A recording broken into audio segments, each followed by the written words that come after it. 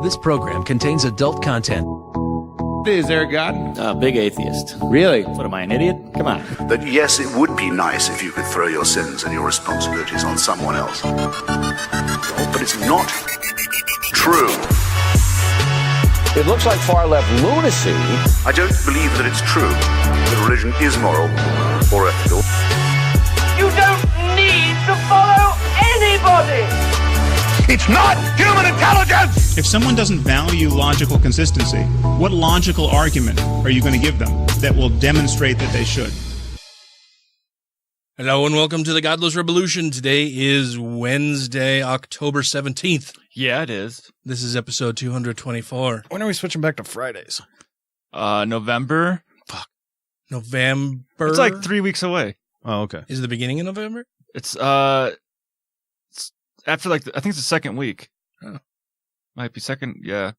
Okay. I'll have to check the calendar for sure. Yeah. But, yeah. So not much longer on the Wednesdays, which will be good because I changed my shift at work to now I start work at 6 a.m. to better match my coworkers who are all on the East Coast. Yes, yeah, so we'll do one Wednesday recording in November and then we go to Friday. Okay. That'll be good. Yay. Yay for us and all the people. My 1 day break that month. Ooh. What's new with you guys? I got my basement bar almost done. Yay. I saw the pictures of that. Yeah. The copper-colored countertop. Yeah, and did the bar display inside of the old window. Yeah. Is that up to code? Is that okay? There's 2 other windows in the basement in that room. Okay. So, yes. Okay. So there were 3 windows. Now there's 2. So there's a second means of egress out of that area. So, yes, it is up to code. Oh, good. Oh, good. And you? We got our new countertops too in our kitchen.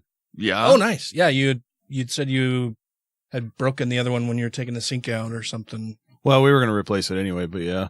Yeah. I broke it. Is much gooder? Yeah. Oh, good. Anything else? No. Okay. Yeah, I changed my shift at work and I went and saw Neil deGrasse Tyson last night. That was good. Lucky. It was really interesting. He's always an interesting dude. He's fun to listen to. Because he's so excited about everything he does and about science and space and stuff. But as we were walking into the show, I noticed that there was a Proud Boy.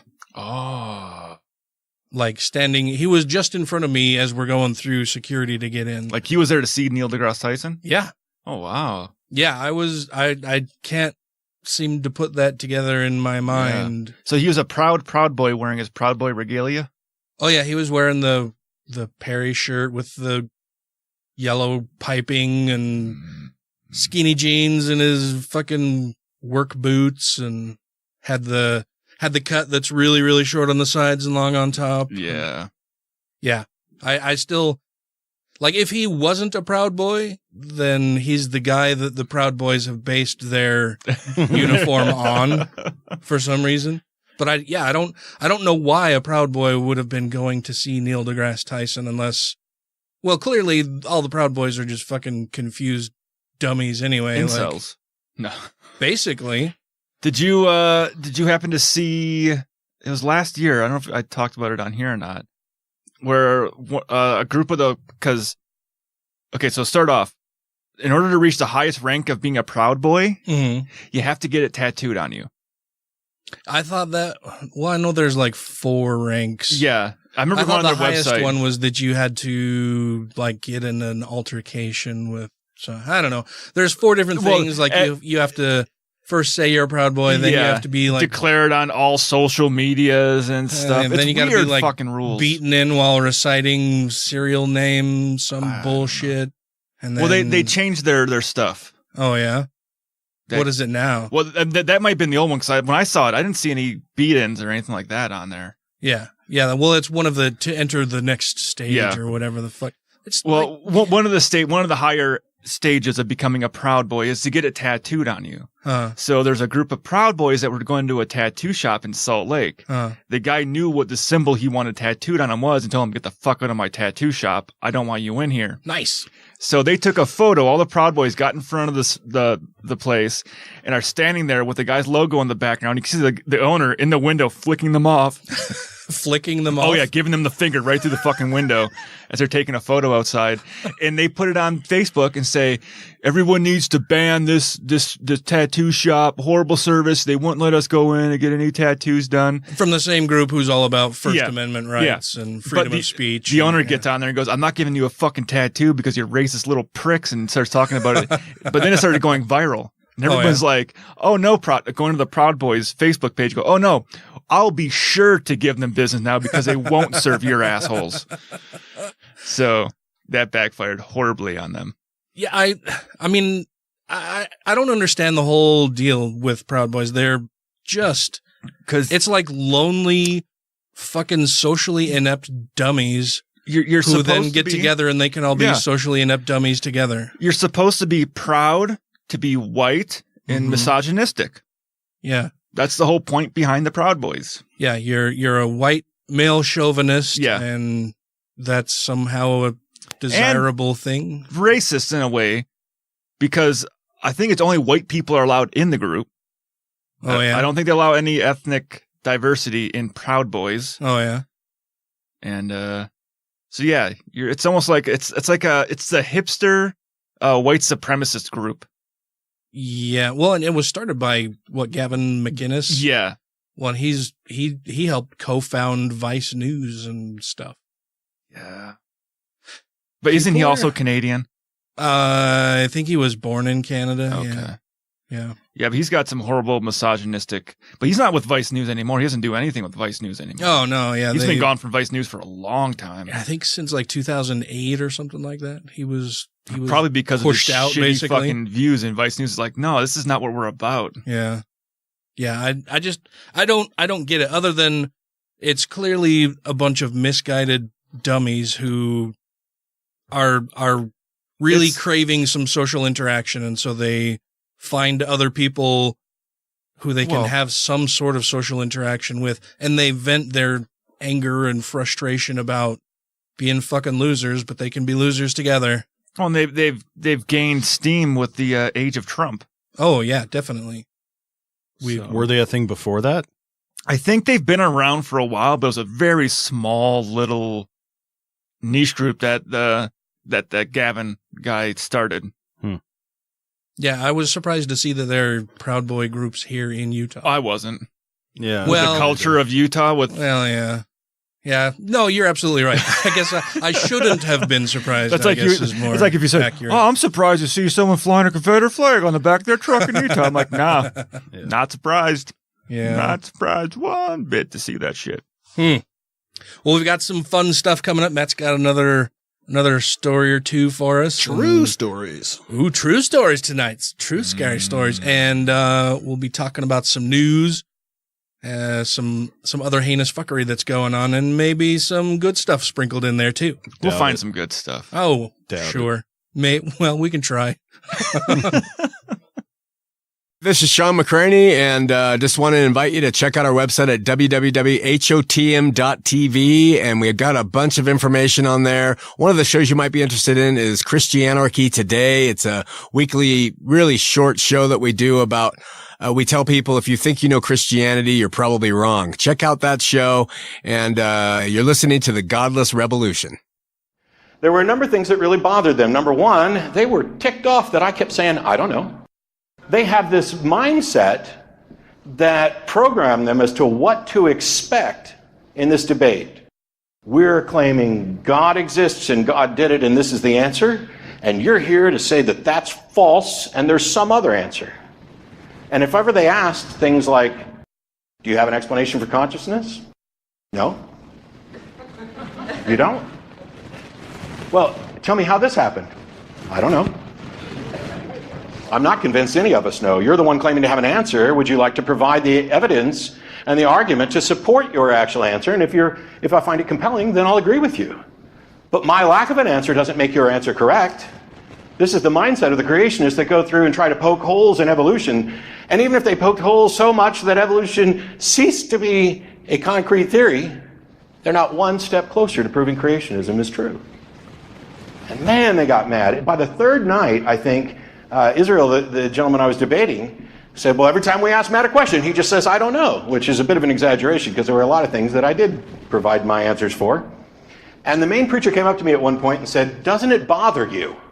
Doesn't it bother? Are you happy going to your grave not knowing the answers to these questions? No, I'm not. None of us are. We are all uncomfortable with this idea of not knowing.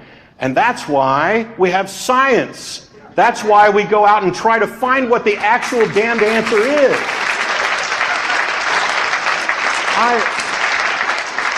It's not that I'm comfortable not knowing, it's that I'm more uncomfortable pretending that I know.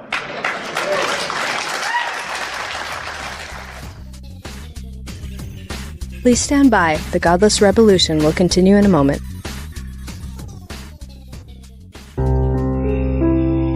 I'm a nurse in a small city.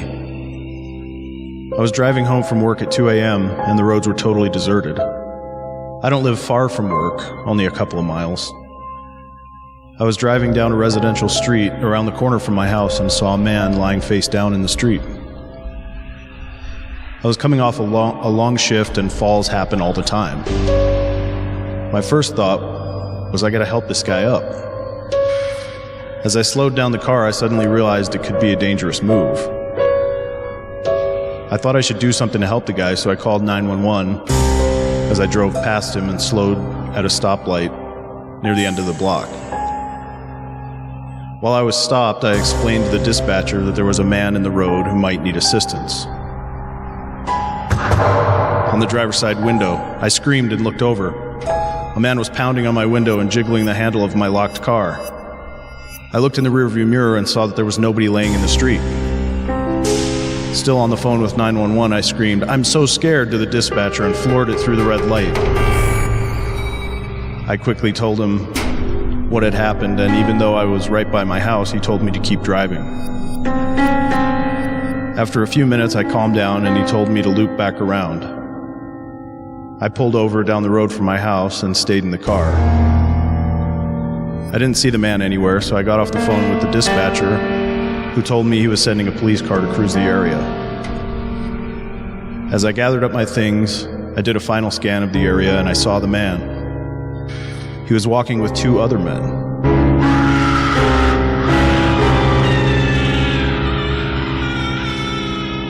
I hunched way down in my car until they were far down the road, then bolted into my house. I don't know if he had ill intent, but it freaks me out that he wasn't alone.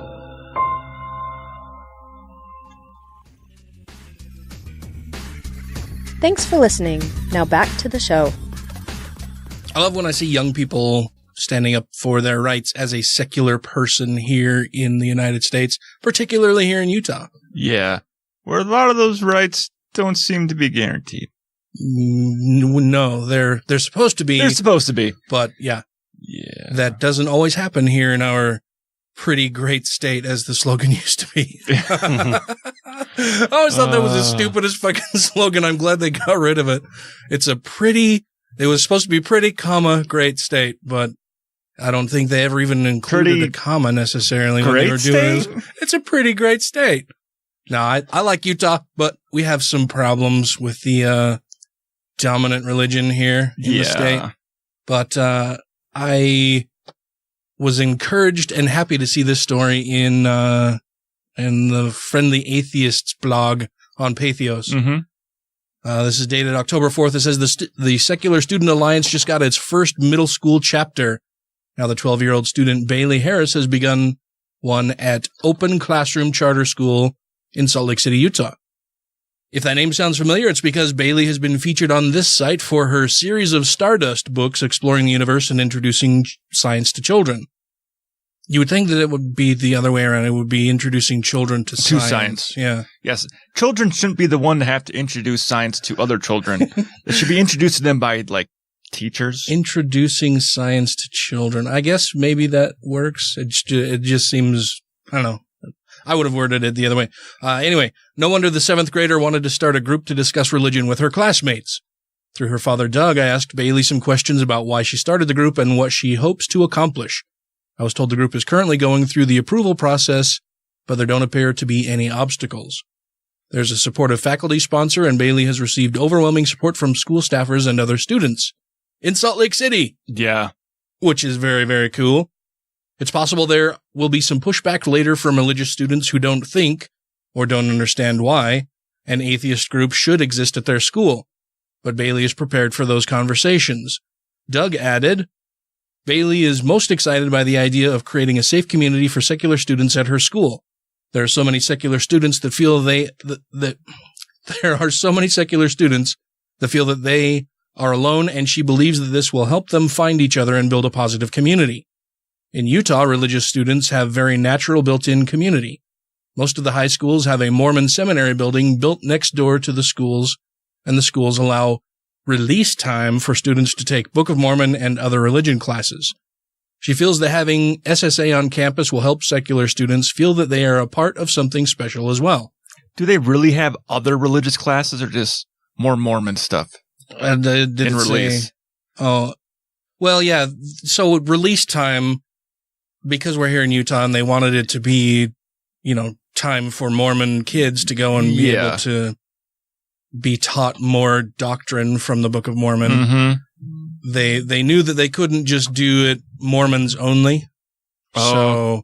So it's not, go study the Book of Mormon time. It's release time. And so you can sign up, for release time to do something. Yeah. Something else. It doesn't have to be that you go to a seminary class led by the LDS Church.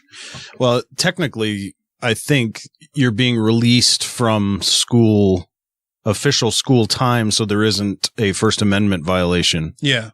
Yeah. And it's not on school property. Not technically, it's but adjacent to. Yeah. Yeah.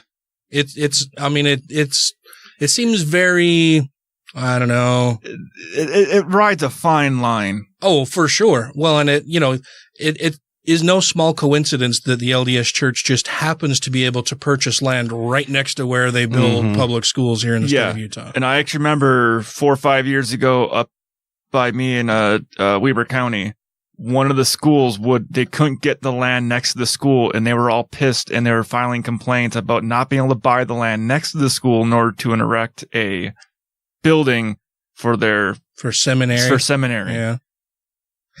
Stupids. As for discussion topics, they'll run the gamut of social, political concerns the preteens are discussing anyway, like women's rights and LGBTQ rights, which are difficult to debate without religion entering the conversation. The group will also be doing some charity work. More power to her if she can get it off the ground and running. Incidentally, Bailey's not the only young student working to begin a group at her school. Several years ago, a junior high student in Alabama attempted to do the same, but he had very little support and was blocked from forming the group until he entered high school. Because, the age of accountability is 8, but you're not really a valid and thinking person until you're at least in high school. Or you've gone through communion and all that good stuff, and you've given your life to the Lord. Yeah, well, it's just one of those contradictory things that are taught by religion all the time. Like, you're accountable now. You've reached 8 years old. Clearly, you know the difference between right and wrong and good and bad. And you're 8. Here's a pack of Lucky Strike cigarettes. Here's some booze, and go off to war. You're accountable. Yeah. Yeah, but being that she's here in Utah, I thought it might be good to see if we could maybe get her and her father on the show. Yeah. And they wrote that book Stardust, which would be kind of cool to talk about as well. Because, we want her father here too. Oh, yeah. Yeah. Well, I think it'd be a fun show to talk to them. I'll have to reach out and see if we can get them in here. If not in studio, then at least for an interview. That'd be interesting. That'd be pretty neat. Yeah. I hope that earns you a demotion with the two skeptical chaps. That you were even thinking about having a 12-year-old girl in the studio by herself. When did I say that? That didn't even cross my mind until you were like, "Yeah, we definitely want her dad too." Well, because he said her and her father. I'm like, yes, definitely bring the dad because she can't drive. And we get done late. Mm-hmm. And the last thing we want is a young girl walking home in the dark. You know what society's like nowadays. That's all terrible. All Proud Boys walking around. Yeah. Their fucking stupid shirts. Yeah. You have some news items for us tonight, Matt? Oh, sure. What be they? Oh, let's go with this one. Okay. I'm excited. On November the 7th, asteroid 2015 TB145. They couldn't have given it an easier name? No, they couldn't. Will be closest to Earth at a distance of 40 million kilometers. This comes from Business Insider Deutschland also. With 2 craters that give the asteroid the appearance of a skull, it's been dubbed the Halloween asteroid. I've heard about this. While the creepy-looking asteroid has an ominous appearance, there's little threat of it colliding with us, according to the European Space Agency.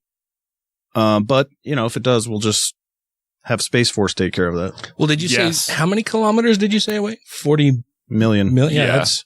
I would say that it's like really not at all likely that it would hit. Well, in the space. That's halfway to the sun almost. Yeah. It's a long distance. I mean, it's the closest it's going to get to us, they said. Yeah. So.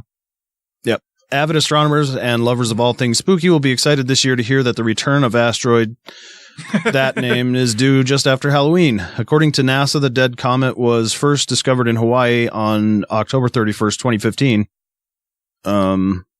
Probably discovered from Hawaii. Yeah. Do you know what the difference between a live comet and a dead comet? That's what I was just going to say. Is it? I bet it has to do with their orbit.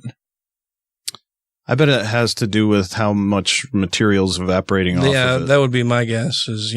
How much stuff has fallen off of it that it's ejecting. Mm-hmm. But I don't know. I thought like a difference between like a comet and a asteroid. No, yeah, because those are common asteroid. One has a predictable. One of them's on your butt and the other you use to clean up sinks. I can't remember. I know it's a meteorite when it goes through an atmosphere. Yeah. I don't think that the orbit is the difference. I thought between like meteorite, not meteorite, but asteroid and comet, it had to do with their. Which one is predictable in your mind? Because they know about Hale-Bopp and Halley's comets.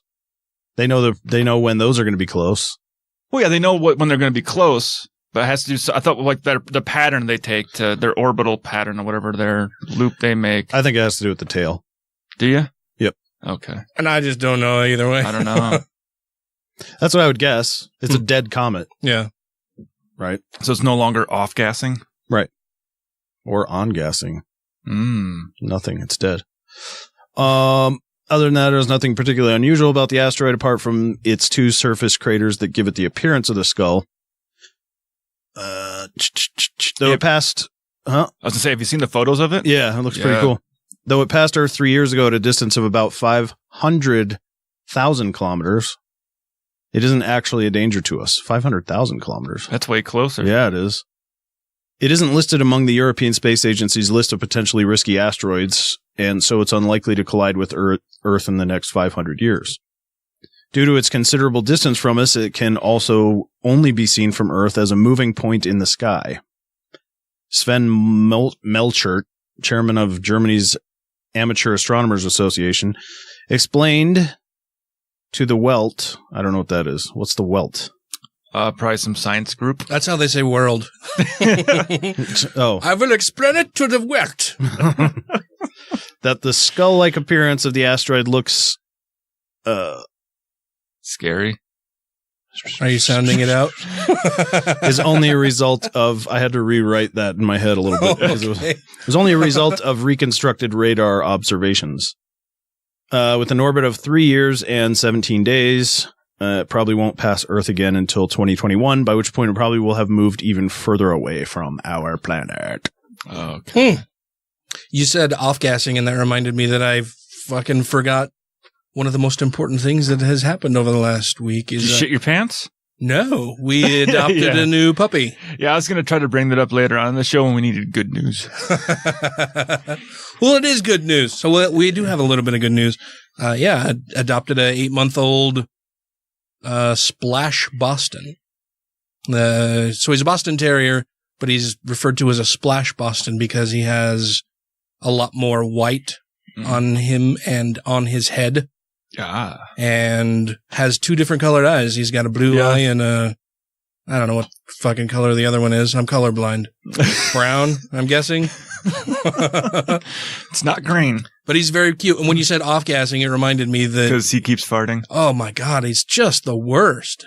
It might be the food you guys are feeding him, getting adjusted to it. Well, yeah, I'm sure it's just getting adjusted to a change in food and environment and all of that. But Jesus fucking Christ, man. You can, like, it's so bad that it actually...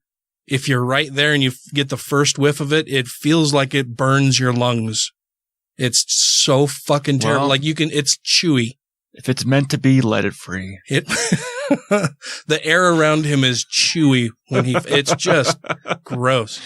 But he's 8 months old puppy and he's very excitable and likes to play a whole lot. He won't come by me yet though. Well, that's good. Hey. He's very cuddly when he's tired, but it takes a lot to make him tired.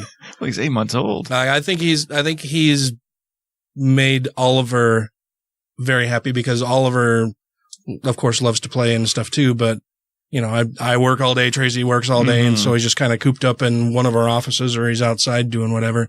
And now he has a little buddy that he can play with a whole lot. Yeah, I could see the giant smile on his face as the 2 of them were playing. Oh, yeah. Yeah. And we adopted him from a family here locally who the guy said that they're moving out of state. And so we adopted him through the Pet Samaritan Fund. Okay. Yeah.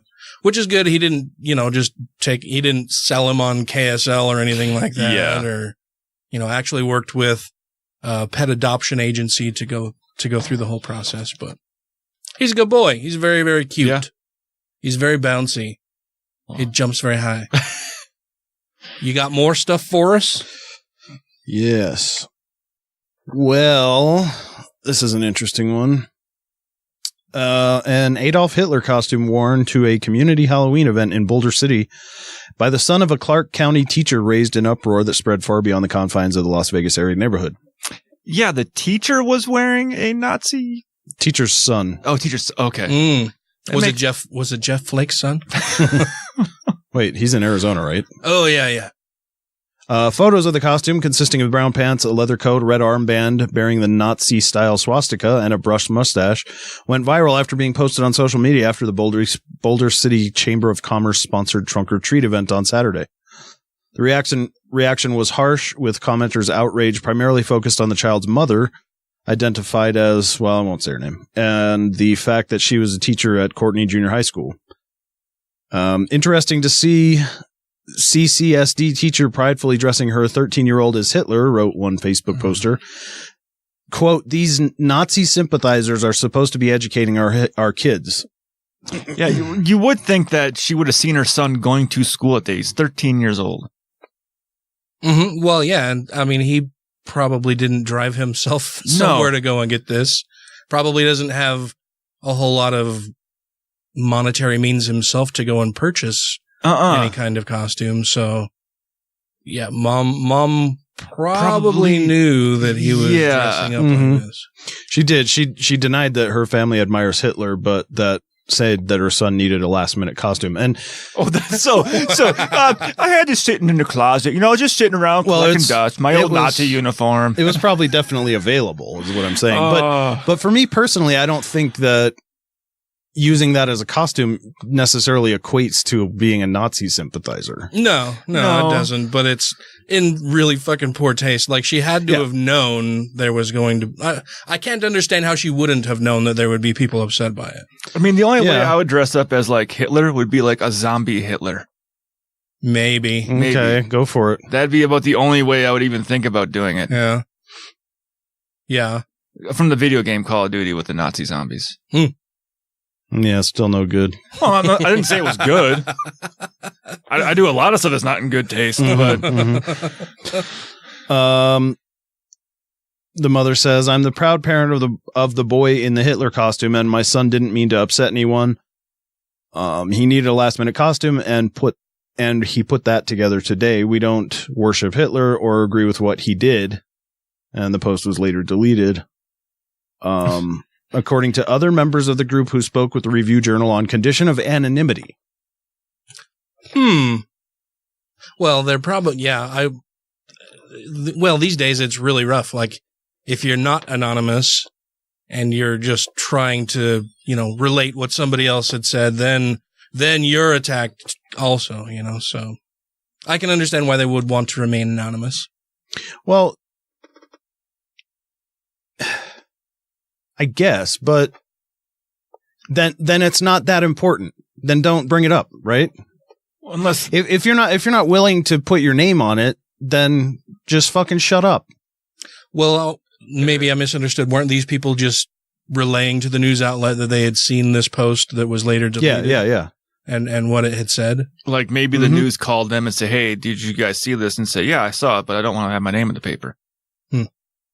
Yeah, and I think that's fucking bullshit. Yeah, I just think that's such a pussy move. To want to remain anonymous, to not want to have. It was probably her husband. I mean, if it's so important that you want to bring it up, then put your name on it. If not, then shut the fuck up. Well, would that be in all circumstances or just this one? Certainly in this one. I guess I don't understand why they shouldn't say anything about it. Well, I don't understand why they would. It just seems like such a gutless thing. Like, yeah, I want to talk about it. Yeah, put me in the paper, but don't mention who I am. Well, it's like a whistleblower type thing. You get to keep your anonymity. But they're not. What are they blowing the whistle on right here? Nazis in middle school. Well, yeah, I don't know. I maybe there's more to the story that you have in mind that we're not aware of, but I don't. No, I haven't kept it from you and then started a fight about it. Well, no, I don't. So then I don't understand why you would be so upset that they chose to remain anonymous, that they wouldn't want their name in the paper. Well, I just think it's gutless. That's all. But what is gutless, and what do you have issue with? Well, what I'm saying is if they think it's so important that they want to reach out to the newspaper and say, yeah, this one thing. Well, what's the one thing though? What is your view of the thing they did? What is the one thing? Well, what they're talking about is that they're just mentioning that they saw the post that had been deleted. Now, did they reach out to the newspaper or did the newspaper reach out to them? Who spoke with the Review Journal on condition of anonymity. Yeah, so I don't know. So it could have been the newspaper could have called them and say, hey, do you want to talk about this? And they could say, well, I'll tell you what I saw, but I don't want my name in the paper. Mm-hmm. I mean, that's possible. Very well be the case. So it's not them coming forward with it. It's a newspaper calling people from the school, say, hey, did you see this? What do you want? Do you want to talk about it? And like, well, I'll tell you something, but just don't put my name in there. I don't want to be in the paper. Yeah. Yeah, that's possible.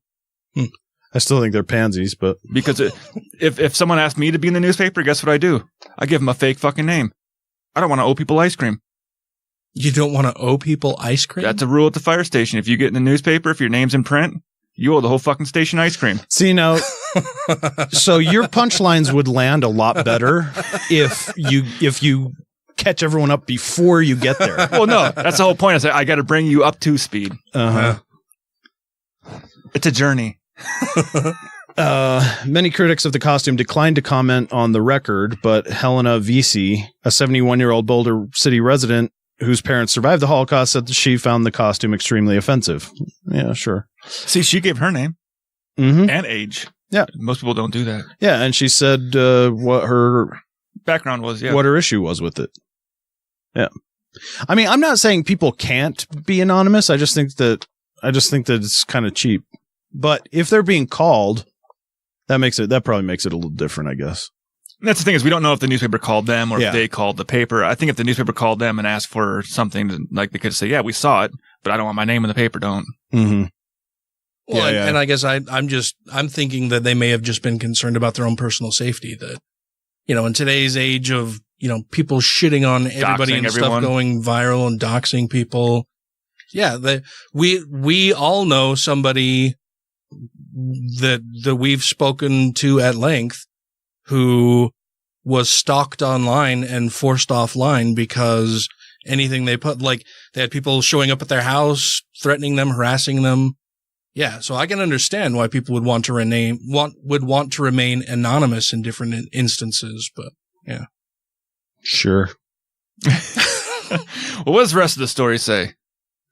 It just basically talks about that lady whose parents were in the Holocaust and how whatever, blah. But of course, we understand why Hitler's bad. Like we don't need and how that's the only thing you can think of to make a Nazi costume. It's a little more elaborate. Well, no, they said it was a last minute costume they made.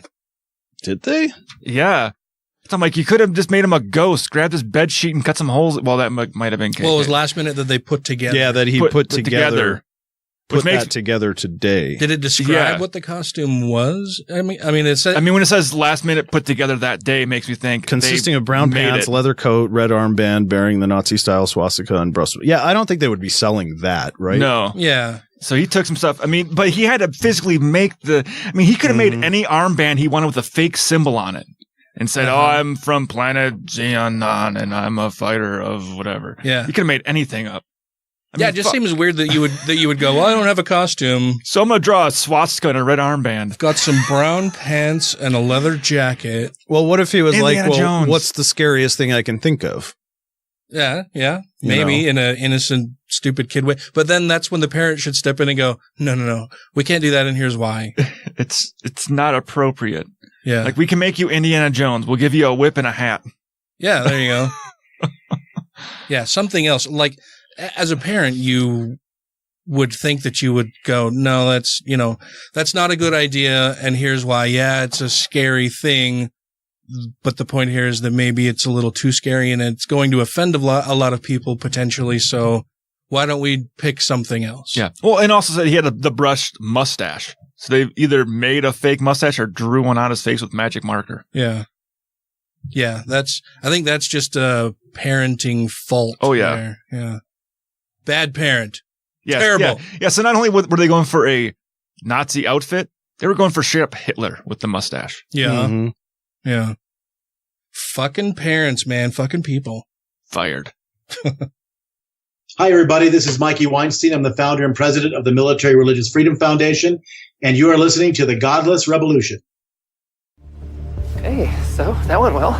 Started out a little weird, but things really picked up. Why did you do that? Why did you say that? Say what? Richard, you just told a room full of tech people that I'm a Christian. Oh, okay.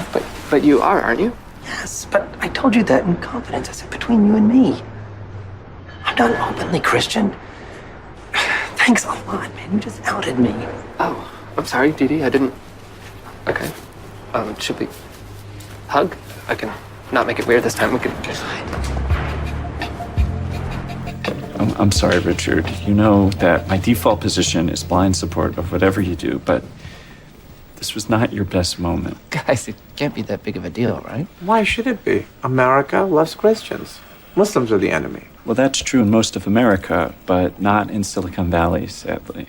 Sadly? You can be openly polyamorous, and people here will call you brave. You can put microdoses of LSD in your cereal, and people will call you pioneer. But the one thing you cannot be is a Christian. I find their theology to be illegitimate, and it's clear that they are the source of the majority of the world's problems. But fuck, Richard, even I wouldn't just out a Christian like that. Yeah, it was kind of fucked up.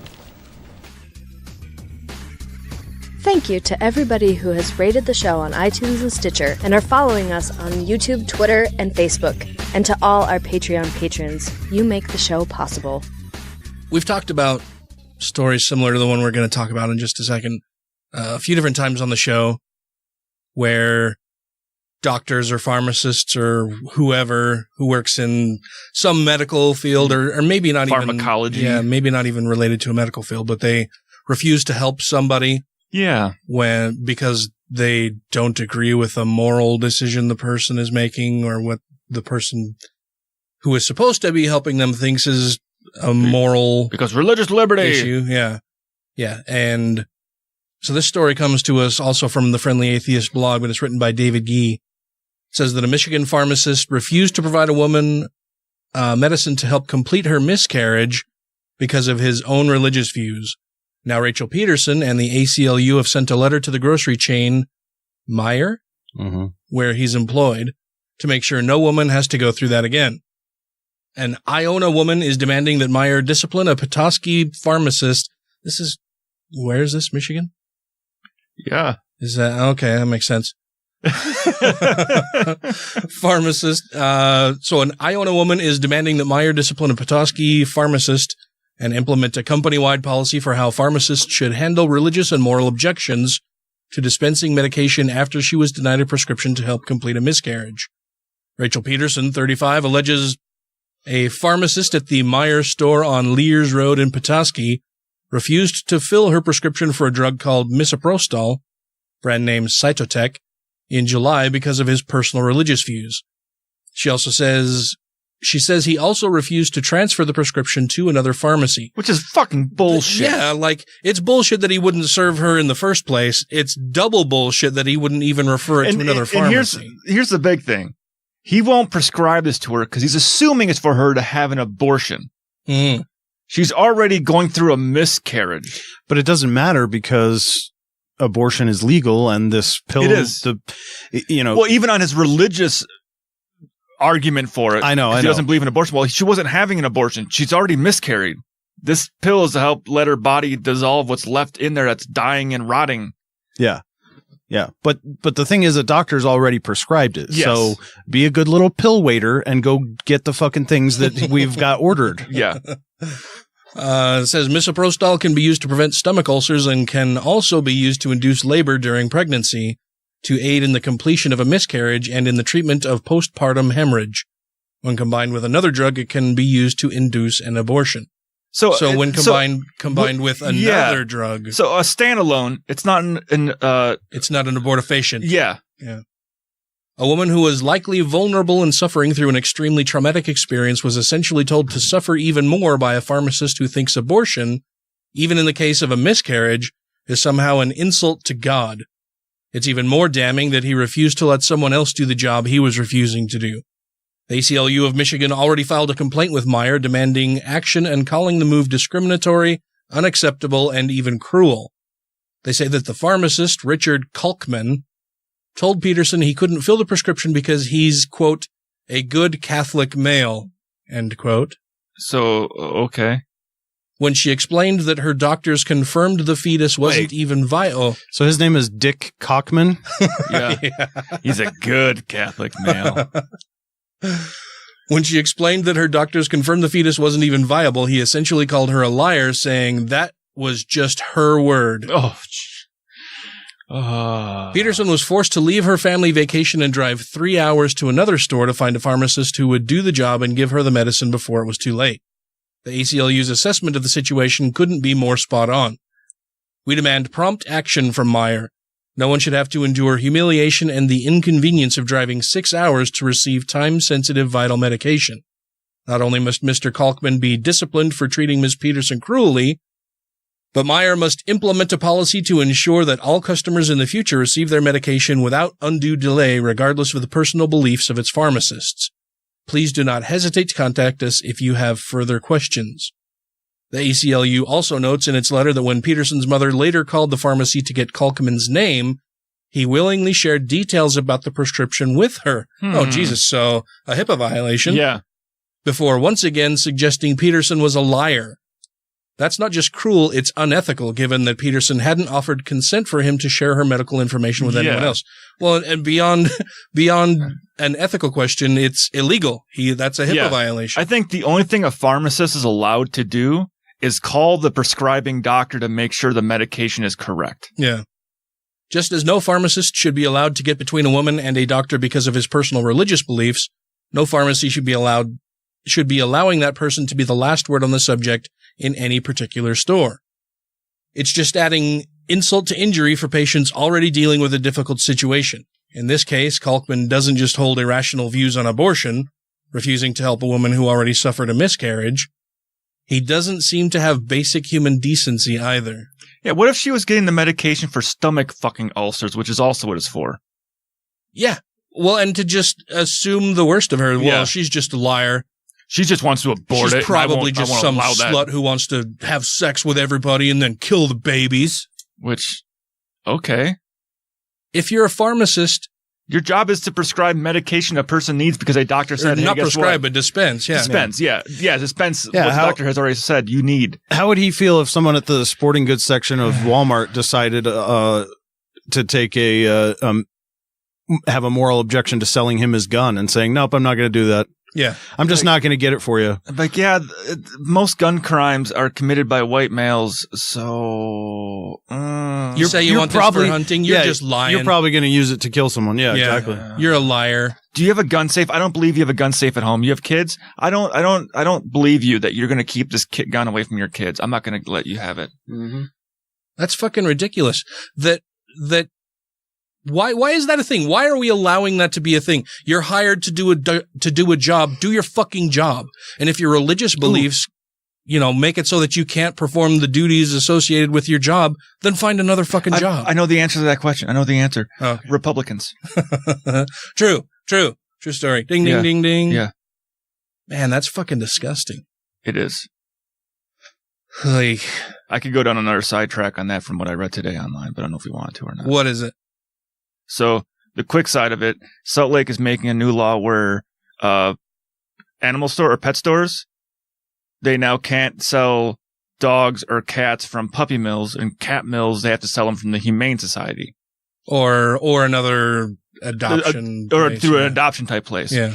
Well, a bunch of people were getting on there and saying, this is just a direct violation of companies' rights to operate a business the way they want. These fucking Democrats always trying to tell people how to live their lives and do stuff a certain way. Like, we need to get all the Democrats out of office. And I'm kind of thinking, I'm like, are you listening to what you're saying? All they're saying is, the cruel industry of puppy mills is not allowed to sell their dogs at fucking Petco anymore. And you're fucking pissed saying that the Democrats are trying to control your fucking life. I was thinking about this week, actually, about the anti-regulation libertarian wing of the Republican Party and all that, and how non-regulated capitalism is the only way to spur on competition in the market and all that bullshit. I was like, one of the most competitive things I can think of is pro sports, which have a lot of fucking rules. Oh, tons of rules. Yeah. Like, you can have both. It's not a dichotomy. Yeah.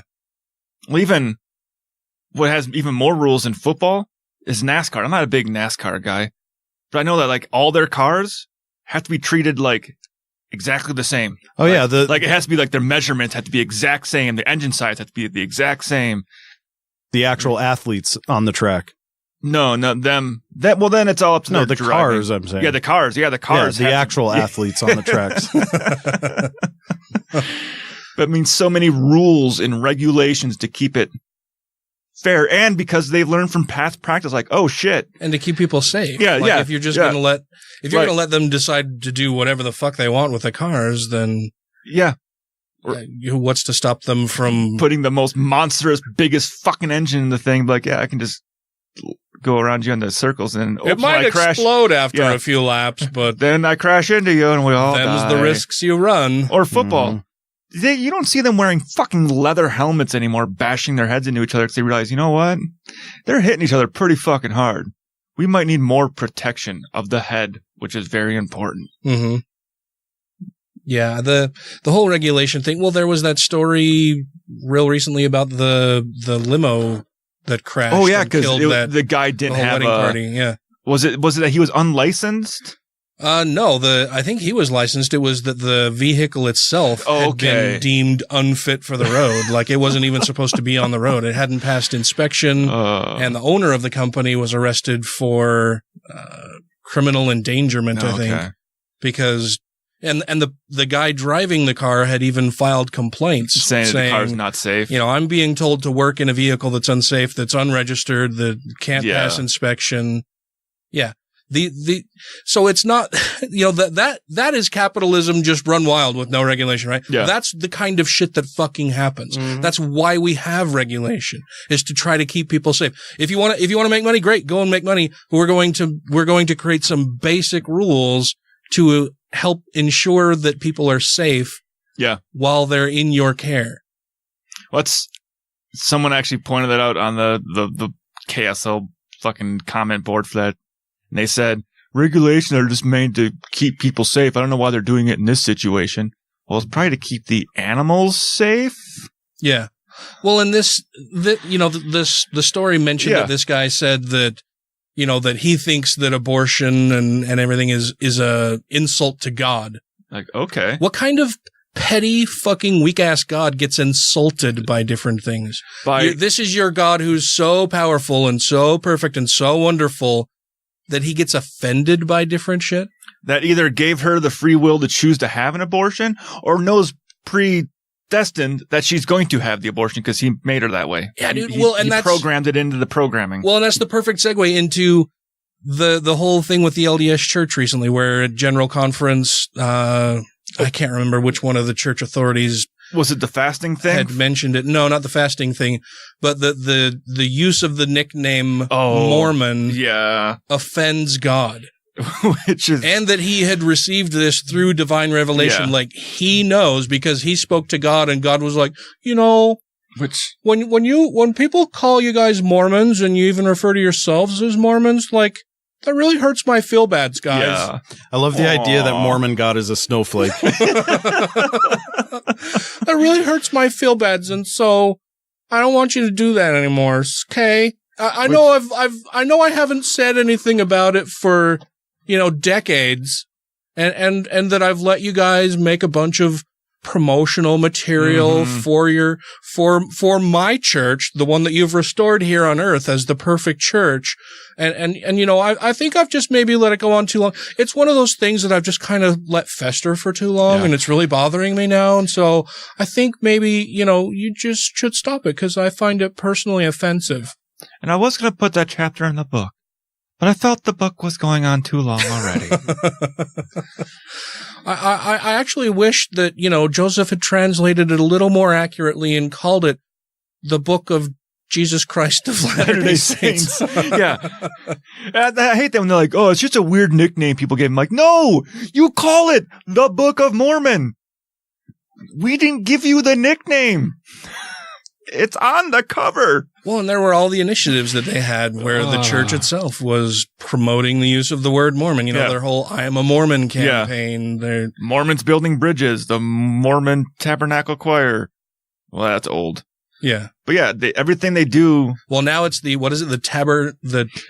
choir or it's something to do with the tabernacle choir of like something, whatever square. Yeah. Yeah. It's not Motab. It's, I can't, Thundercats tab or something. It's always going to be the Mormon Tabernacle Choir. Yeah. I don't think that they're going to get rid of that now. Oh, they did. Well, they've officially changed the name. Yeah, everyone else is still going to refer to them as that. Yeah, I don't see that changing colloquially. I also saw someone come out and I'm like, well, they just call themselves the Tabernacle Choir. And someone had to chime in and go, a tabernacle is not unique name to the LDS Church. Right, yeah. They're not the only ones that the LDS Church isn't the only religious organization or organization period that uses the word tabernacle. Yeah, because a tabernacle isn't specifically a religious place. Yeah.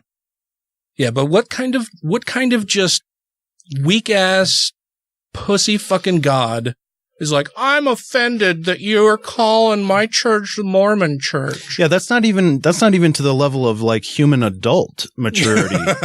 I wonder if it's not, yeah. If I just got a shirt that says I'm not Mormon on it, if it would appease both sides. Like, yeah, you're not Mormon. You're Church of Jesus Christ of Latter-day Saints. Or people are like, yeah, you're not Mormon. Fuck yeah, you're not part of that group. Well, it's funny because, for the past, I don't know, couple of weeks, or when was General Conference? It was like 2 weeks ago? 2 weeks ago. But I've noticed that, like, I was, after the conference and everything, I was posting a bunch of shit about the LDS Church because I'm a former member and I think it's bullshit and, what. And so typically, when that happens, I also pay closer attention to what my other relatives are posting online and stuff, particularly my grandmother, because I know, I'm sure it hurts her that I'm saying these things about the church that she loves so dearly. But I noticed that she hadn't been online for however 10 long. days? So she followed the prophet's, instruction to fast apparently, because she hadn't been on Facebook for the last 10 days. Well, so that I Am Mormon campaign, because that was on Facebook. I mean, not Facebook, YouTube as well. Mm-hmm. Was the name of that YouTube page I Am Mormon? Probably. I wonder if it still exists or if they went in and changed the name to I Am the Church of Jesus Christ of Latter-day Saints. Well, yeah, that's just it. Are they going to just try to remove all of that now? I think they are. All of the work that they put into those different initiatives? Or they just are going online and changing the domain names and everything. What about books written by former Quorum of the 12, like Bruce R. McConkie's book Mormon Doctrine? Yeah.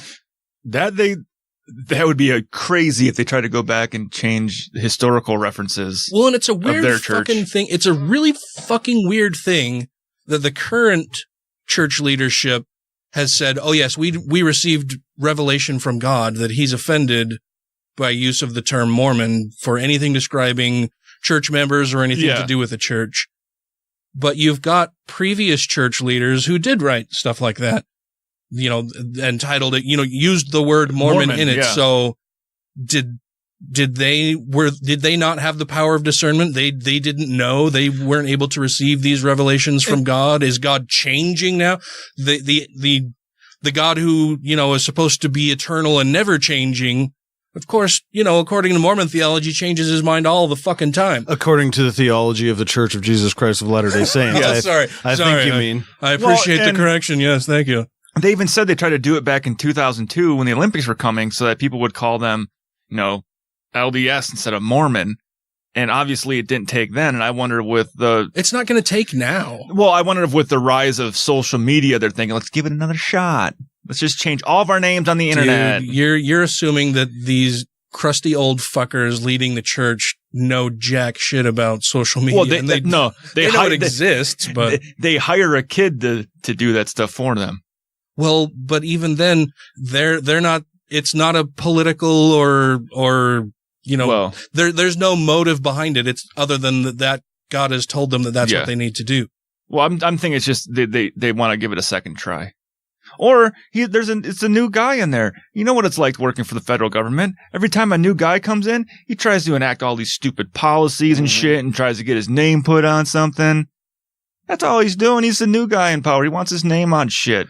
Well, sure, I did this and I did that. Well, sure, but then, Look how like I say, godly he's I just am. undercutting everything all of the previous church leaders who did use the term ever did, because clearly they didn't know what the fuck was going on. They didn't have as close a connection to God as this guy does, because he knows. And it wasn't that he just said, it wasn't one of those slippery fucking things that the church usually does where they're just like, this is our new policy, and then all of the church members are left to wonder whether this is coming from the mind of a flawed man or if this was an actual revelation from God. Well, maybe God was just getting picked on up there in the celestial heaven going, everyone's making fun of his Mormonism and his Mormon name. And God's like, I don't like this anymore. I'm going to tell that new guy down there. Well, and for something this big, when the LDS it's church, big and it's petty.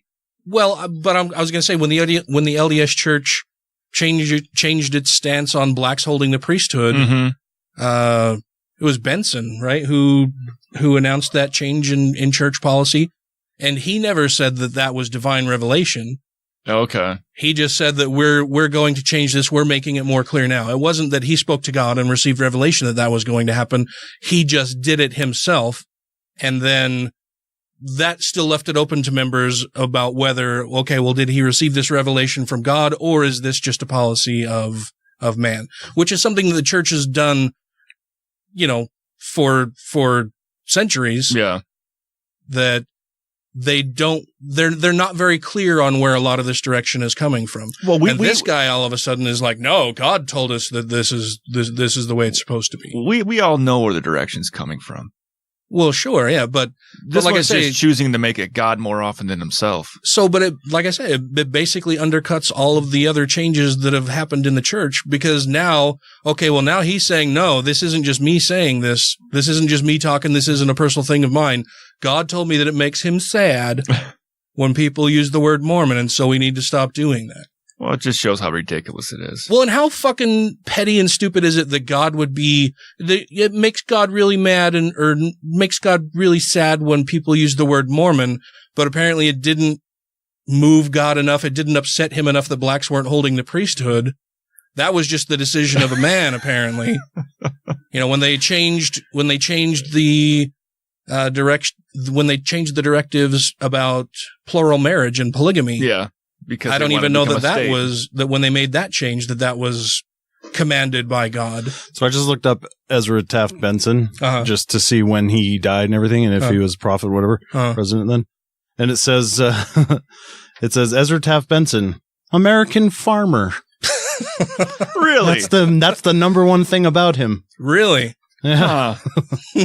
Not that he was the president of the... That's the third thing. Really? Ezra Taft Benson was an American farmer, government official, and religious leader. Huh. Well. Yeah, that seems weird.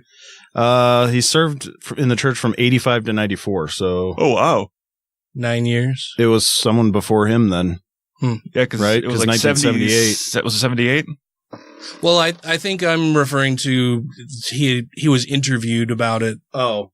And I think he just was made his comments were very slippery when asked direct questions about, when the church changed policy in 78. Was that a revelation from God that led to the change, or was that just church leaders decided, well, maybe we should, get with the times a little bit? A couple decades behind, but make that change nonetheless. And he never really gave a clear answer on that. Well, he's only about a decade behind. Civil rights movement was 1960s. So you said how many decades? Said a decade. Oh, well, yeah, 60s, but the church changed in 78, so that's almost 20 years past. They were more than a decade behind. It would have been less than 20 years.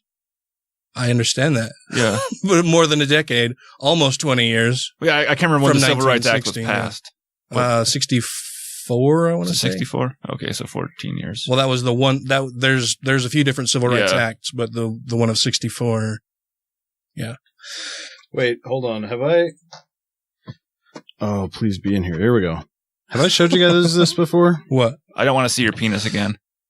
It's a picture of an old article that I found in my parents' storage unit from 1970, whatever. You found this where? In my parents' storage unit when I was cleaning it out. Oh, wow. So at the top it says 9/26/1972, and the headline says, "Only matter of time before Negro gets full status in church," says LDS head. Yeah. And that was Harold B. Lee at the time. Huh. That was in your parents' storage, huh? Mm-hmm. Why did they keep that one, do you think? Or did they have a whole bunch of stuff and you just happened to stumble onto that? This one was kind of by itself. I don't know why they have this one. I wonder what inspired them to keep it. I don't know. Interessante. But yeah, it just, like I say, I don't, and I'm sure that there are a lot of church members who heard a lot of the talks during General Conference and are like, okay, this is another thing I'm either going to have to put on my shelf until it breaks, or this stuff broke my shelf and I'm out. For our listeners who don't know, one of the common refrains when people are having doubts about the LDS Church is that they should just take those doubts and put them on a shelf. And, and as those doubts just keep piling up, your shelf is going to break, or you'll have, if you prayerfully consider things, then those doubts should go away. But of course it doesn't. No. The LDS Church doesn't want you to examine your doubts because they know that way lies the path to leaving the church. If you're going to explore your doubts, try to find out the truth behind different things, or try to get at the heart of the matter of why you think that what's going on is fuckery, then you're going to find out more about the church than they want you to know about the church and its history. Did they do a mass resignation this year? I don't know if they did or not. Because I don't remember hearing about one this year, because it's usually the General Conference in the springtime when they do it, right? Yeah. Yeah. Huh. I do not know. I haven't done one of those for a little while. MAGA stage, big hands don't. Big Hands Don. What is that? I don't know. Some fucking truck that was driving around. Oh, shit. Oh, you took that picture? Yeah. Oh, fuck. Trump train ride? Jesus. Was this in Utah County? Uh-huh. Ugh. I hope Fender sees that and they can go sue him for having their logo on the side of their truck. Right. One more reason for me to not want to go to Utah County. Yeah. Yeah, I'm not going to Provo. Wait, I got another thing for you to not want to go to Utah County. Oh, yeah? Here's a shirt that I saw at Savers. Uh-oh. Operation Underground Railroad on the front. Oh, yeah, I actually... Okay. Slave Stealer Throwdown. Okay, so I know what the... I don't understand. I don't know. I don't know what this is. So there is a group that I know of that is called the Operation Underground, which is actually a good group. That they are a group of ex-military guys that their sole purpose is to go to other countries and rescue kids that are being trafficked. Mm. So a lot of times they go down to Mexico so they're and stuff. stealing slaves. So yeah, so they're like people that are Okay. being trafficked by like sex traffickers and that kind of stuff. When they find out stuff's going on, when they find out with kids that are being kidnapped and that kind of stuff, they're ex-special operations people that can get their community together. Like, hey, we need to go and rescue these kids, and they work with local government and local officials to actually perform raids on these areas once they have enough intel on where the kids are or where these people are located at. Well, that's cool. So that is a good group, and they're actually based out of here in Utah.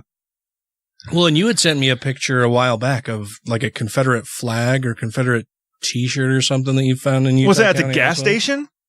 Yeah. Yeah. Utah County's a weird fucking place, man. That's why. Sorry, Matt, but I don't travel past that border down there. It's all right. I don't go up to Ogden. True. What border is that? I don't know. I don't know what the border is.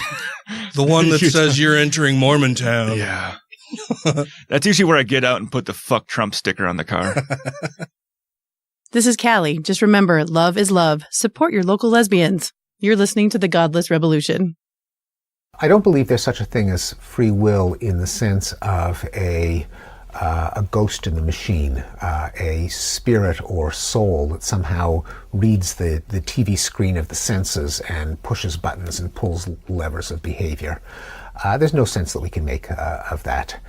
I think our behavior is the product of physical processes in the brain.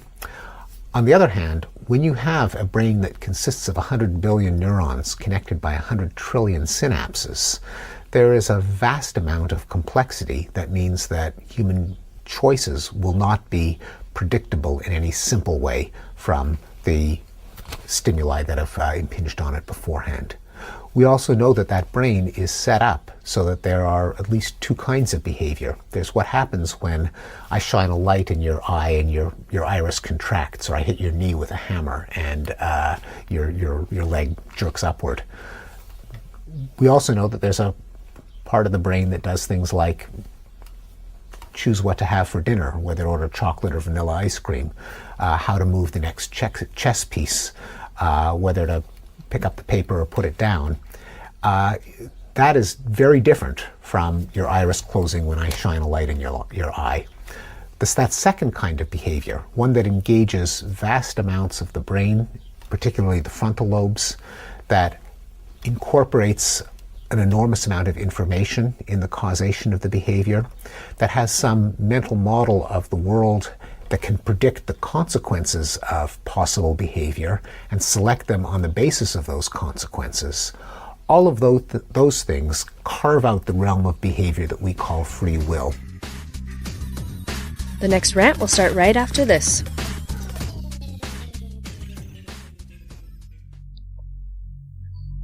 Last night, a friend rushed me out of the house to catch an opening act at a local bar's music night. After a few drinks, I realized my phone wasn't in my pocket. I checked the table where we were sitting, the bar, the bathrooms, and after no luck, I used my friend's phone to call mine. After 2 rings, someone answered, gave out a low, raspy giggle, then hung up. They didn't answer again. I eventually gave it up as a lost cause and headed home. I found my phone laying on my nightstand right where I left it.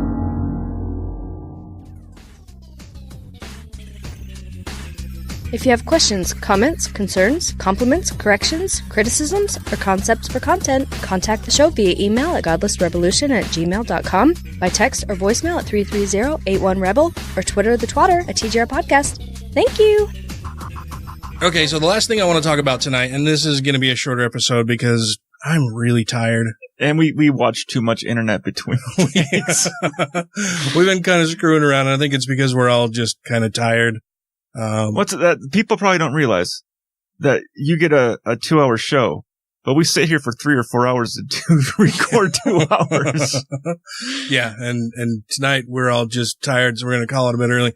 And I've realized now that I'm having to get up even earlier for stuff that, like, how much I appreciate you guys both driving here for the show every week, knowing that when you leave here, you've got about an hour travel back to your residences before you can go to bed, and then you guys have to get up in the morning also. So now you see why. First, I want to say I apologize for not being more cognizant of that in the past, and that I do really appreciate both of you guys coming here to do this. Oh, we have fun. We enjoy it. Oh, good. Speak for yourself, man. I thought we talked about this last week. Matt hates it. I'm just kidding. Speaking of last week, though, there was something. So the thing I wanted to close out tonight's show with was a discussion about religion and this view of free will. You know, when we had Sean on the show, he mentioned several times that if God, you know, created a world where everything was happy and everything, he doesn't want, you know, meat puppets. He doesn't want mindless automatons, blah, blah, blah. It's all free will and we can choose to do good, blah, blah, blah. And, you know, when I was on his show, I said that I don't believe in free will. I think it's an illusion. Yeah. When he was here in studio, Matt said that, you know, he basically shares the same view, that he doesn't think free will is a thing. I don't know what your current thoughts on there are, Ron. Well, Ron, I don't know that we ever got to Ron's thoughts on it. I think I've voiced, like, I am fully on board with your take on, determinism. With as far as, you know, the things that you did in the past shape what you're going to do now. It definitely, it molds you to what you're going to make your decision. But I still think that someone that's maybe grew up in a really shitty area can make that decision that basically defies what their upbringing probably would have made them do. Now, granted, there's probably something that came along through the way that kind of put the idea in their head. But I mean, path was going to be different for them. I mean, that kid that's living in a horrible gang-ridden area can make that decision sometimes, or some way to be like, hey, you know what? Even though the social pressure is there to be a part of these gangs and to do all that, I'm not going to do it. Even though his environment and everything that's around him is tuned. Most things in that environment are tuned towards that. Yeah. And they can say, well, no. But there was something in his life that changed that. Yeah, but the choice to go one way or the other is so easy in that environment. Sure. Yeah. So that's where I kind of go, and you still have the free will and so maybe his parents just instilled in that person, or in those individual cases, a sense of individuality, and nurtured that rather than going along with the crowd and doing what everybody else is doing. Well, that's where I go. You can stand up and be your own. That's where I'm fully with you on the deterministic side of it. Yeah. But at the same time, you could have grown up in a loving family and said, you know what, I'm going to go be a gang member. Well, and what genes are at play there? Yeah. Yeah. I mean, all that, I 100% agree with that. But I still think sometimes it comes down to, in that moment, in that particular moment, you have to make a decision. Now, yes, your past definitely shapes that decision. And we see people sometimes that, you know, it feels like a decision, at least. It does. I mean, that's where the illusion of free will comes from. Yeah. So, I mean, you see people all the time that completely change and get out of a really shitty fucking situation. Mm-hmm. And that's where, like, when Sean was here last week, he was saying, no, he had some really shitty stuff he had in his past. Mm-hmm. And I would like to say to him, like, you made that choice to leave that stuff behind and change yourself. Like, you just decided, you know, fuck, man, this sucks. Well, and I think at any given moment, you're not making a conscious choice. I mean, we've talked in the past when we've talked about free will that, you know, if they put you in an fMRI, they can see, based on your brain activity, they can determine, but before you're consciously aware of the choice you're going to make, that they can tell you what choice you're going to make, right? Because they can see Well, they can see the electrical stimuli in the brain, or they can see the differing electrical patterns in the brain, where they can say, before you're consciously aware of your own decision, the thing that would make you say, I made this choice, that it's already been decided in your brain. Yeah, but that's like milliseconds. They can't do like a week ahead.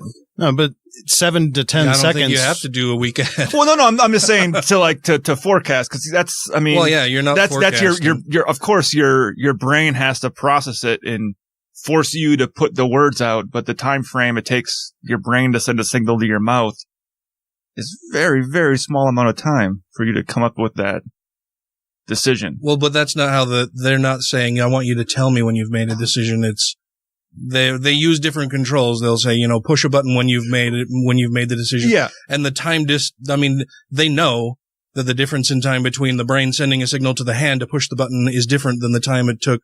They recognize the patterns differently, that it's not just, well, yeah, the difference in time isn't just that the time it takes the electrical stimulus to move the muscles in your finger to push the button. That's not the time they're counting as the decision being made. The decision was made before they even measured that signal to push the button. I guess I'm still saying is that's still you. It's not a separate part of you. But it's not a conscious decision. That's what I'm saying. You're not consciously making that. You later decide, oh, no, yeah, I consciously made this decision, but you didn't. Yeah, it's all post hoc. It feels like you decided in the moment, but you didn't. Then no one ever decides to do anything. Is what exactly. You're saying. Yes. But that doesn't make fucking sense at all to me. Well, we don't really care if you like it or not. But I mean, well, so let's just set all of this. Okay. So the thing that Sean said that we didn't really get into at all, because it was toward the end of the show, and it would have been a much longer show, and we were all getting tired then too.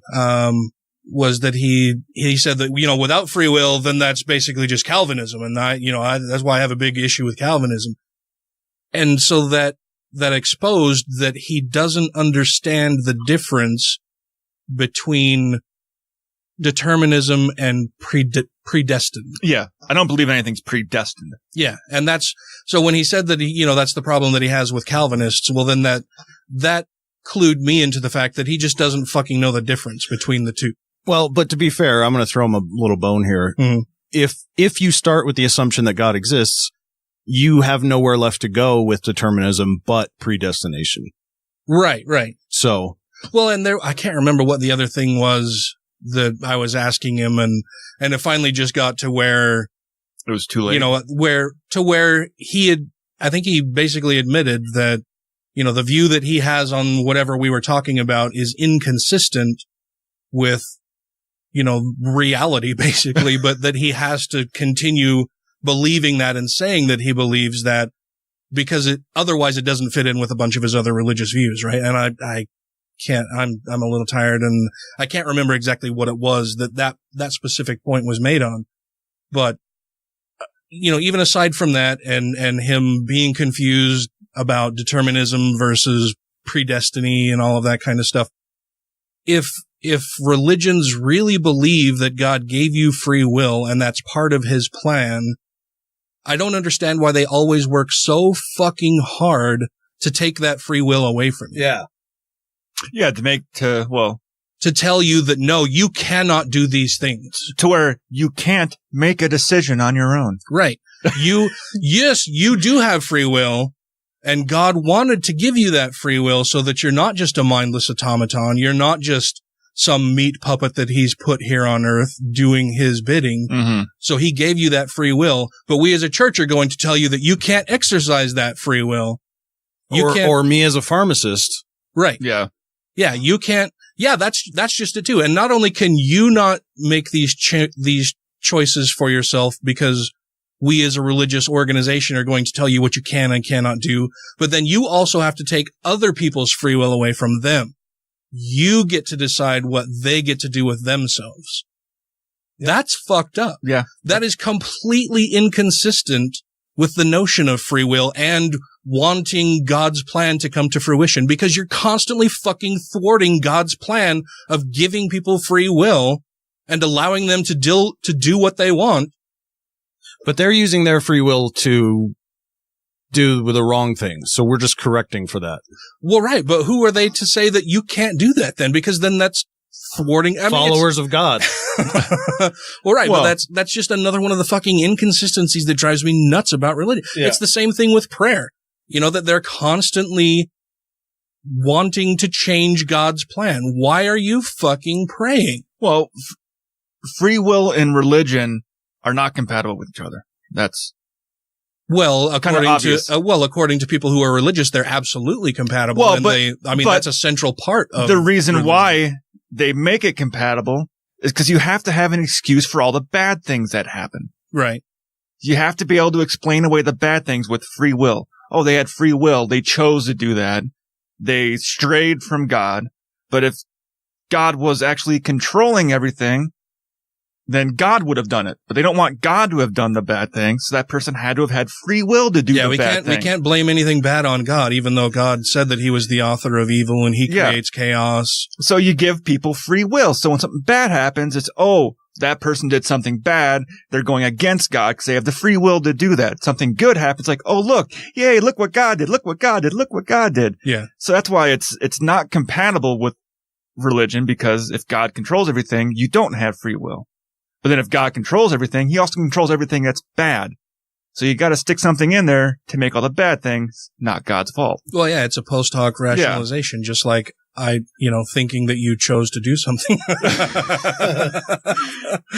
But it's one of those things that is just, there are so many things within religion that are contradictory that to be able to hold both views, of course you're experiencing cognitive dissonance, but they're so diametrically opposed to each other that it's almost a schizophrenic stance to say that, God gave us free will, but you can't use it. So if you can't exercise your free will, but you're supposed to be able to exercise your free will, and that's part of what we believe, but I'm going to tell you not to do that. I don't understand how people like as soon as that comes up and they're like, you have free will, but don't use it. Yeah. I don't see how more people don't recognize that as the fucking fraud that it is. Well, you have free will. You've heard the message already, but here's the thing.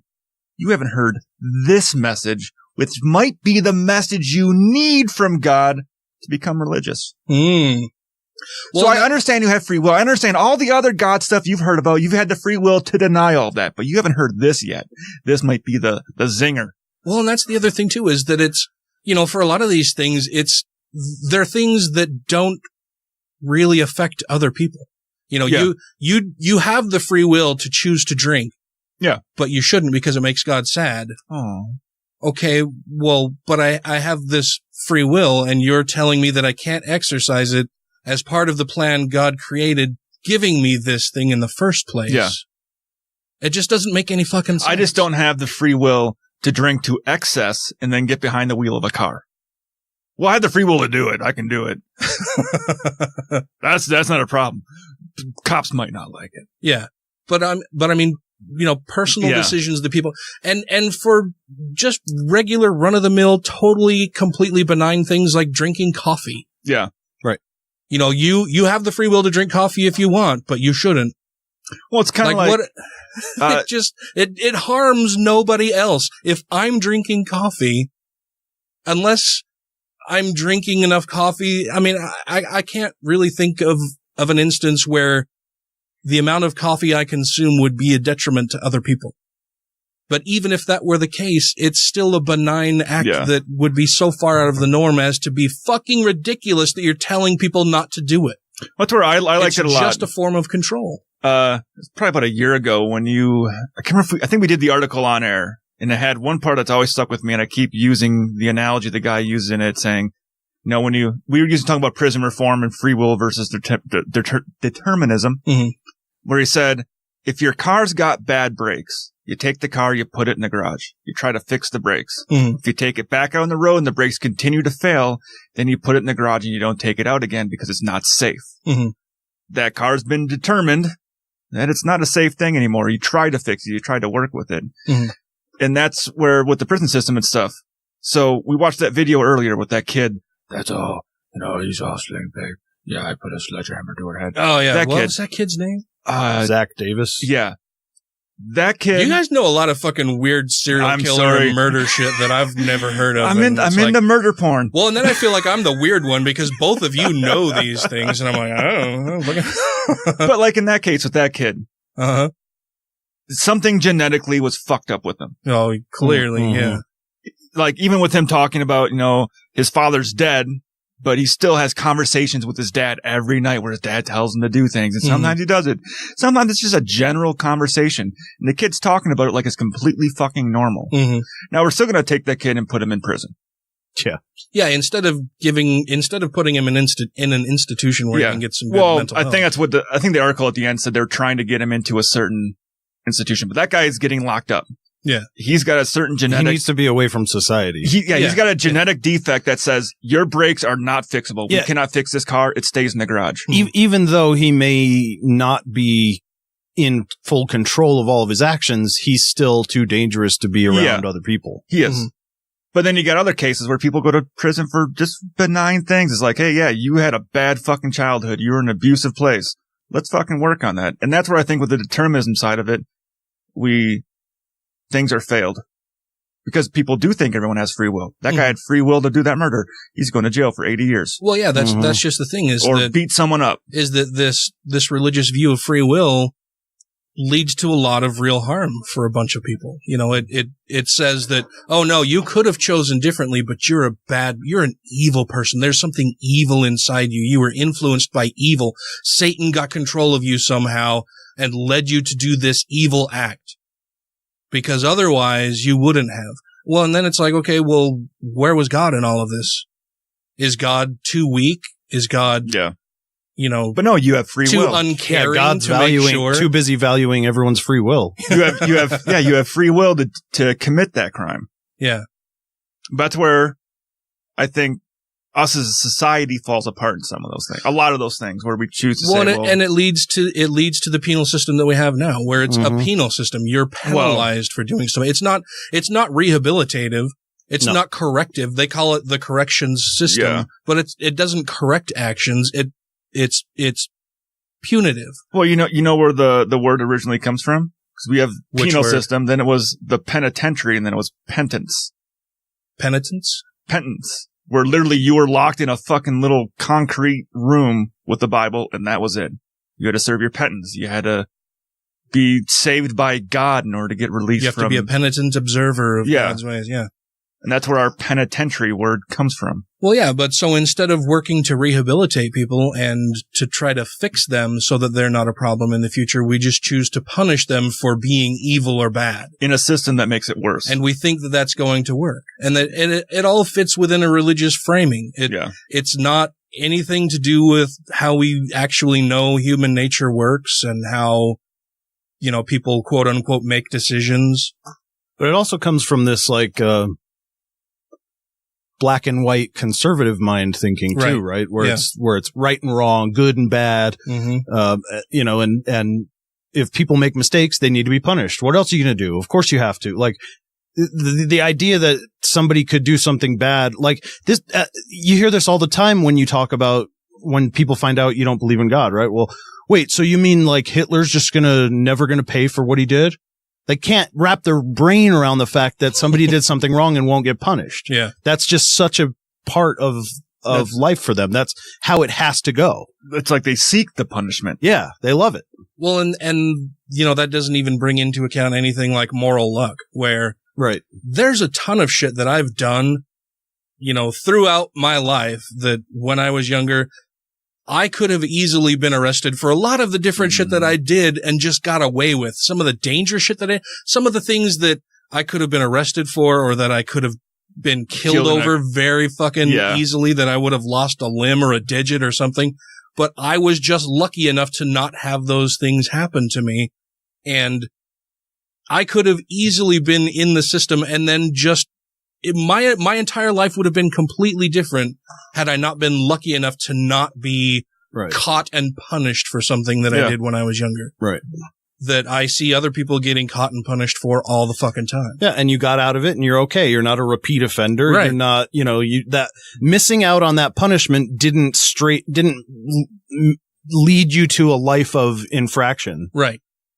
Yeah, it didn't turn me into a monster that I wasn't punished for those different things. That you didn't get your corrective action. Yeah, and then we see what happens to a lot of people who do make, a stupid mistake that they get arrested for, sent to prison, and they're turned into more of a criminal while they're behind bars. Their life is ruined, basically. They're usually people that are lower on the socioeconomic scale. Yeah, they're poor, Yeah.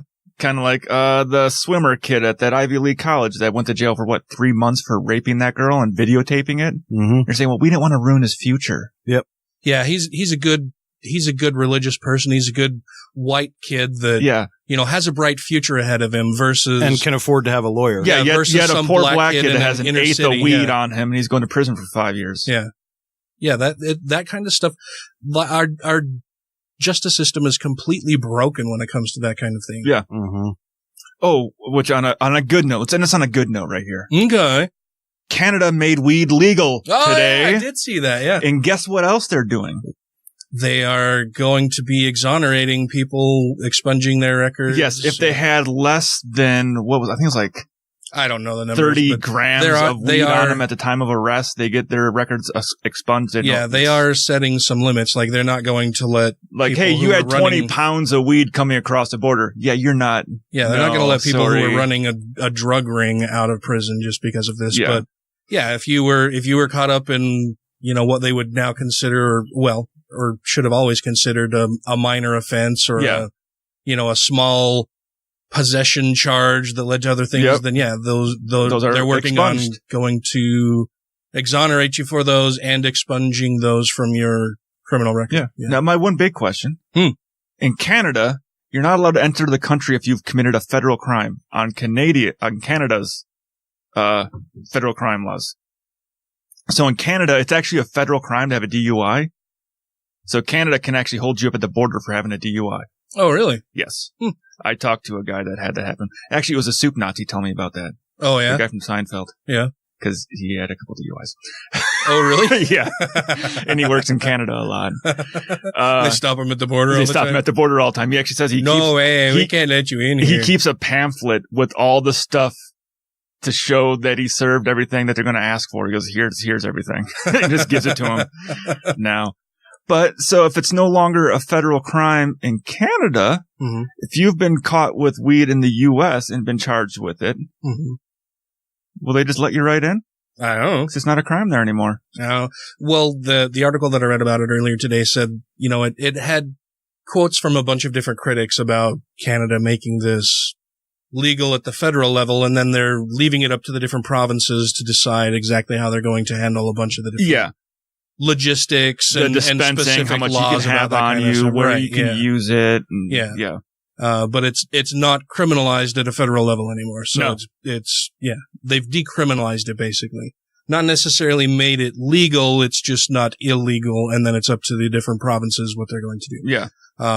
But yeah, there were a lot of critics who said that, when Trudeau used this as part of his campaign when he was running for prime minister, and now that it's actually come to fruition, as part of one of his campaign promises, that they feel that it was rushed through without considering a lot of the other things that are going to happen around all of that, like you said, expunging people's criminal records and setting up the rules and regulations around that, and who are they going to excuse and who they are. And so now they're trying to come up with all of that after they've already passed the legislation saying that it's no longer criminalized at the federal level. I mean, I'm betting it would probably have to be like, okay, you were caught when you were 20 years old with a few joints in your pocket or whatever, had a pipe on you or something. Oh, one of the things I read said that in one of the provinces, the amount of weed that a person can have on them is enough to roll 60 joints. Wow. Well, the thing it said 30 grams. A fair amount. Yeah. And they can share it with their friends. Yeah. Where was I going with this? I don't know. Forgot. Oh, I was going to say maybe, I would see it being as simple as, hey, if you were caught and you have a drug charge on you, you have to go petition the court to get your record expunged. Yeah. Just go to them and say, hey, underneath this new law of Canada. So that's why if it's someone actually really cares about getting a record expunged, okay, yours will get expunged first. Yeah, I guess that would cause potential problems with people who may not have the means to do that. Maybe they don't maybe they don't have ID, maybe they don't have transportation, maybe they don't have the funds to file the paperwork, whatever. Maybe they're physically or mentally incapable of doing it for some reason. So I think a blanket policy for, okay, everything below this amount, it's gone. That's what I'm saying. It probably just takes time for them to go through the system and go, okay, he was caught. Okay. Yeah. And going through all the cases. I see that taking a while, going through all the cases and checking them. And it's going to take a little while, but.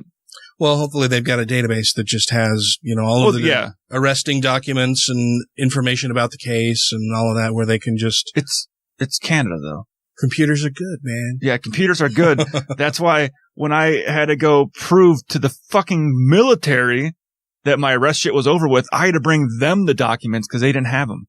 Mm-hmm. A year later. Oh, geez. Yeah. That's not a good computer system. No, they don't talk to each other.